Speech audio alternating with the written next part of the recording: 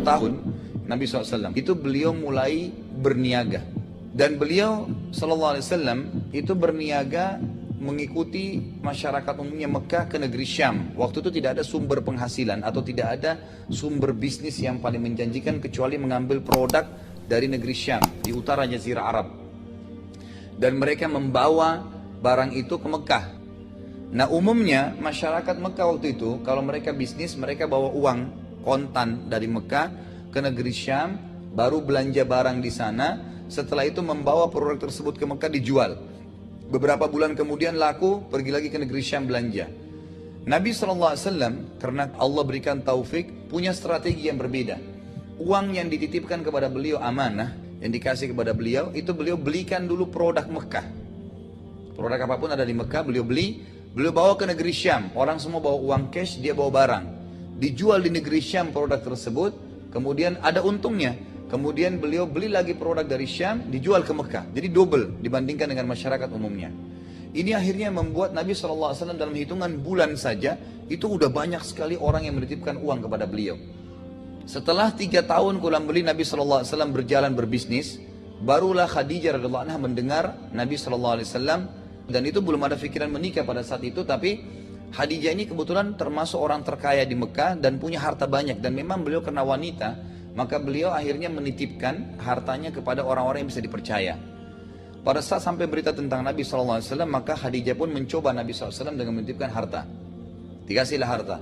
Ternyata dalam 1-2 kali saja perjalanan, Nabi SAW sudah membawa double keuntungan dibandingkan orang-orang yang lain yang diamanahkan oleh Khadijah.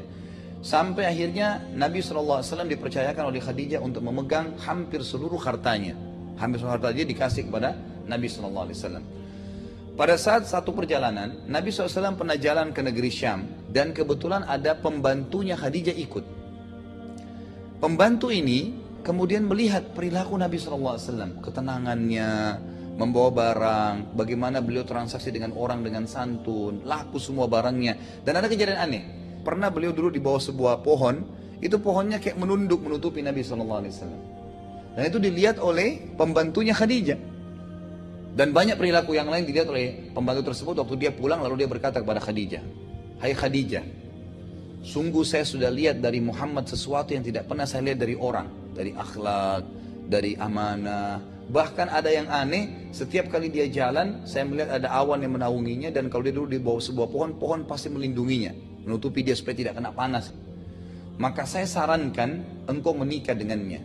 Jadi saran dari pembantunya Khadijah tadi. Lalu Khadijah berkata, "Kalau seandainya memang Muhammad terfikir untuk itu, maka saya tidak menolak."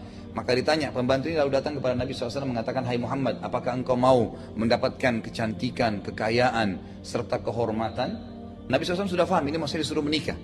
Waktu itu Nabi SAW juga sudah punya penghasilan. Karena dari bisnis yang beliau jalankan ini, itu sudah ada uang sendiri gitu. Lalu Nabi SAW mengatakan, "Siapa yang kau maksudkan?" Lalu kata pembantunya, "Khadijah." Khadijah kebetulan terkenal orang yang sangat menjaga fisiknya, amanahnya, kecantikannya terkenal luar biasa kan di masyarakat, dan cukup banyak orang yang melamar Khadijah tapi ditolak.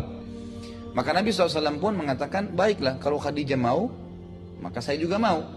Disampaikanlah kepada Abu Talib, kemudian dengan Waraqah bin Naufal juga, ya ini sepupu daripada Khadijah, dan mereka sepakat maka menikahlah keduanya. Pada saat itu umur memang Nabi SAW dalam riwayat-riwayat yang lebih banyak diangkat oleh para ulama umur 25 tahun. Jadi setelah 4 tahun berbisnis, harta Khadijah, barulah Nabi SAW menikah dengan Khadijah.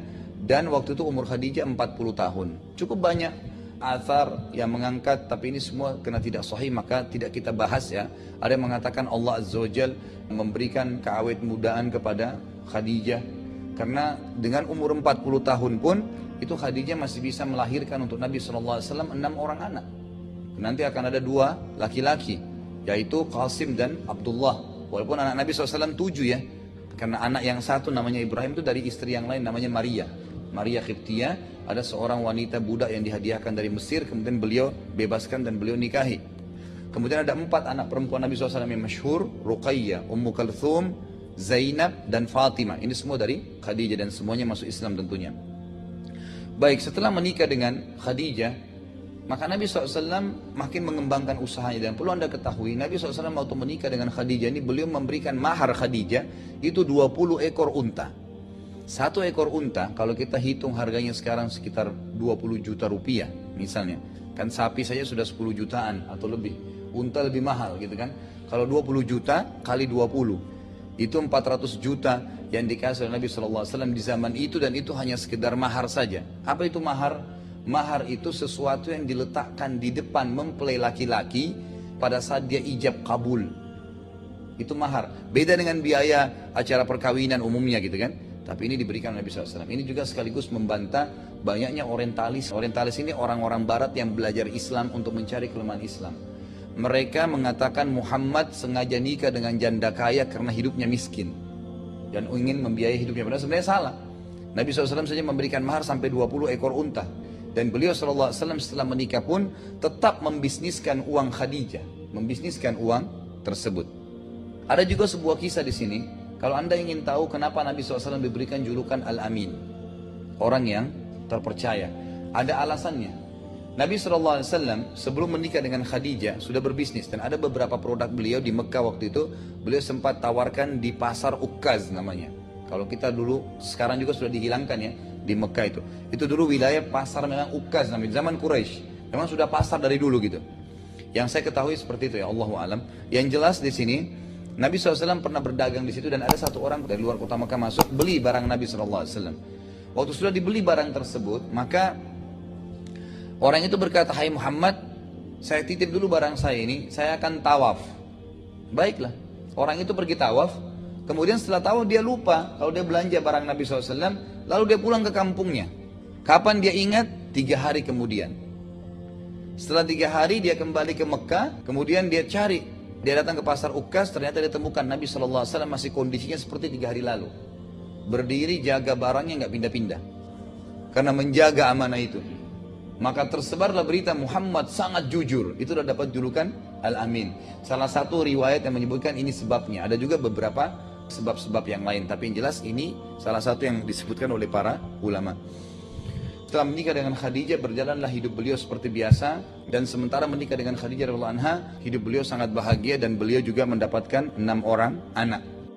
حياتي قبل الحلقات في القلب مشاعر أخفيها قد أشرقت الشمس عليها عن خطط لم أعبأ فيها بضياع بشتاتي من دون نعيم الآيات نرتاد لنحفظها حياتي قبل الحلقات تيه بضياع بشتاتي من دون نعيم الآيات نرتاد لنحفظها الحلقات.